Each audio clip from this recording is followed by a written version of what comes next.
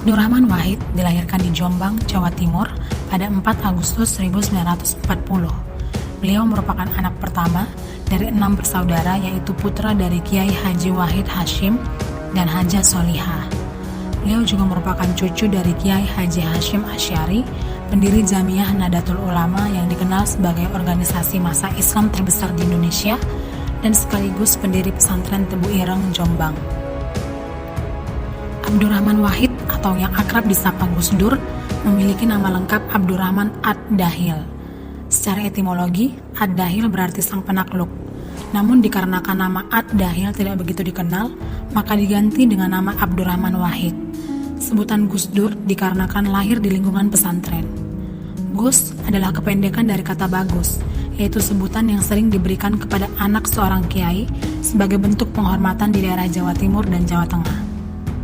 Pada tahun 1968, Gus Dur menikah dengan Sinta Nuriyah dan dikaruniai 4 orang anak, Alisa Kotrunada, Zanuba Arifah Kafsoh, Anita Hayatun Nufus, dan Inayah Wulandari. Semasa kecil, Gus Dur sempat berpindah dari Jombang ke Jakarta untuk menempuh pendidikan karena mengikuti ayahnya. Sepeninggal Kiai Haji Wahid Hashim pada tahun 1954, Gus Dur meneruskan pendidikannya di Pondok Pesantren Krapyak, Yogyakarta. Setelah itu, Gus Dur melanjutkan studi di sejumlah pesantren di tanah air dan sempat berkuliah di Al-Azhar University, Kairo, Mesir. Gus Dur merupakan Presiden RI keempat, menggantikan Presiden RI ketiga B.J. Habibie sejak 20 Oktober 1999 sampai 23 Juli 2001.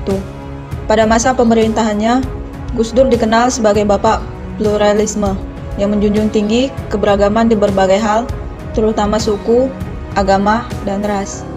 Gus Dur mampu mendobrak diskriminasi warga Tionghoa di Indonesia dengan mencabut Inpres nomor 14 tahun 1967 tentang larangan kegiatan perayaan Imlek. Sejumlah kebijakan Gus Dur dalam bidang politik selama masa kepemimpinannya diantaranya: 1. Memisahkan TNI dengan Polri, 2. Membubarkan Departemen Penerangan dan Departemen Sosial, 3. Menerapkan otonomi daerah.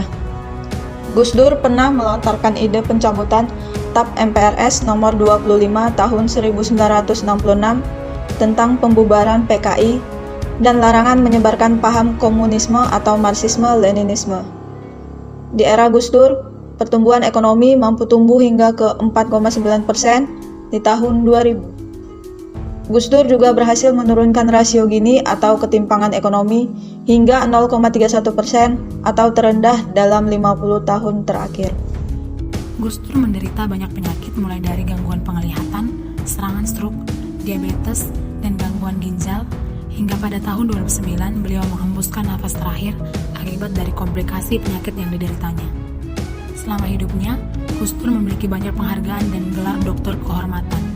Beliau pun dikenal sebagai tokoh yang kontroversial dan berdedikasi tinggi terhadap penegakan hak asasi manusia, membela kaum minoritas. Gus Dur selalu mencerminkan sikap harmonis yang diwujudkan dalam bentuk persaudaraan. Sepanjang hidupnya, beliau memberikan teladan dan menekankan pentingnya menjunjung tinggi persaudaraan dalam masyarakat, bahkan terhadap yang berbeda keyakinan dan pemikiran. Abdurrahman Wahid atau biasa kita sapa Gus Dur, Presiden Indonesia keempat ini adalah tokoh ulama dan sangat menjunjung tinggi keberagaman di berbagai hal, terutama suku, ras, dan agama. Nama saya adalah Ilham Nino Gardiola. Ini adalah video tentang saya mengagumi Gus Dur.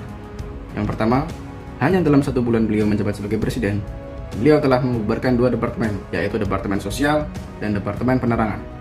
Departemen Sosial dibubarkan karena merupakan sarang dari korupsi, di mana dana sosial tidak tersalurkan sebagaimana mestinya. Selain itu, untuk Departemen Penerangan dianggap sering diperalat untuk mendistorsi berbagai pemberitaan yang hanya menguntungkan para penguasa Orde Baru pada saat itu. Terima kasih. Gus Dur banyak dikenang karena menanamkan nilai-nilai toleransi dan Bhinneka Tunggal Ika yang